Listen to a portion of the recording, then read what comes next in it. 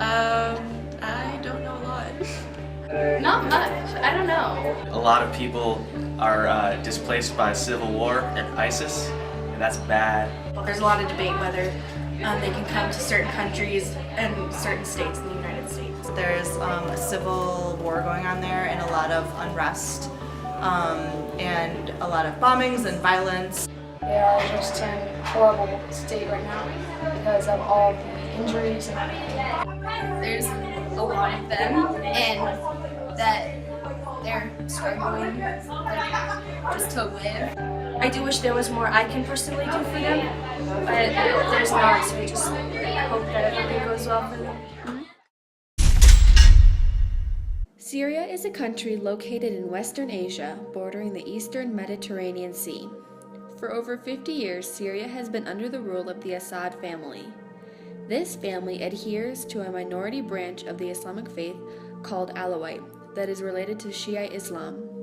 However, Shiite is not the majority religion in Syria. Most of the population is Sunni Muslim. This creates tensions within the country between the two groups. In 2000, Bashar al-Assad became president. His election meant the continuation of the suppression of Sunni Muslims. In 2000, a series of revolutionary, anti-government uprisings, referred to as the Arab Spring, took place in the Middle East. Though most of the uprisings were successful, the pro-democratic protests in Syria turned violent when the president refused to resign. Uprisings intensified into armed conflict as President Assad used extreme military violence against the revolutionaries. The long-suppressed Sunni Muslims saw this as their chance to overthrow the Alawite Assad regime, and thus the Syrian civil war began. Caught in the crossfire, many Syrian civilians have been killed, others forced to flee. As the conflict progressed, it became more and more complicated as other outside forces joined in. Assad and his army is supported by Russia, Iran, and Iraq, along with a Shiite terrorist group called Hezbollah. However, the various forces opposing Assad's regime becomes more complicated. The primary rebel force is the Free Syrian Army, yet it is a loose coalition of armed groups who aren't very unified. ISIS has also joined the fighting against Assad in hopes of overthrowing him and establishing an extreme Islamic government. Finally, global powers organized into an international coalition have joined the effort. The primary member is the United States, joined by Saudi Arabia, Qatar, and Turkey, along with other countries. Their main goal, however, is only to contain ISIS. This creates a complicated triangle of intentions. As of 2016, there have been an estimated 3.5 million Syrian civilians in dire need of humanitarian assistance. Along with this, 4.8 million people have fled the country in hopes to find refuge.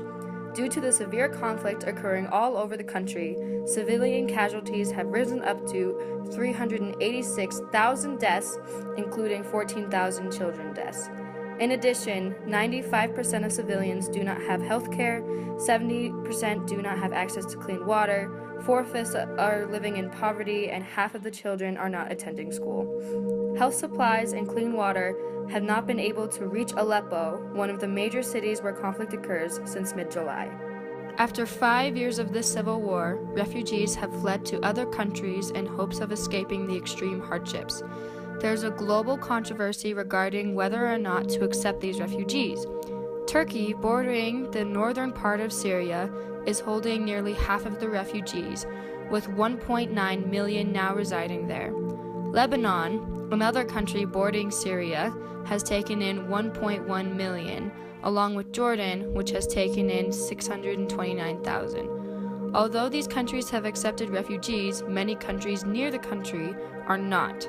Countries such as Saudi Arabia and Yemen have not accepted any refugees, sparking controversy. The EU has accepted requests for asylum from the refugees, but only processed a small few of applicants.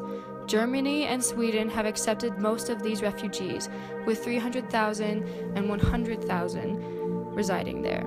Also, many refugees have fled to Greece on smuggled boats, but the journey is often dangerous and results in death. The other major place that many Syrians look for refuge is the United States, but President-elect Trump has made it clear that the United States will not be accepting refugees. During his campaign, Trump said that his policy on accepting refugees would include extreme vetting, along with applicants required to submit an ideological certification. But if you look at what's happening with the migration, and we're taking in people, we have no idea who they are. He believes that these Syrian refugees might bring terrorism because he does not know where they come from.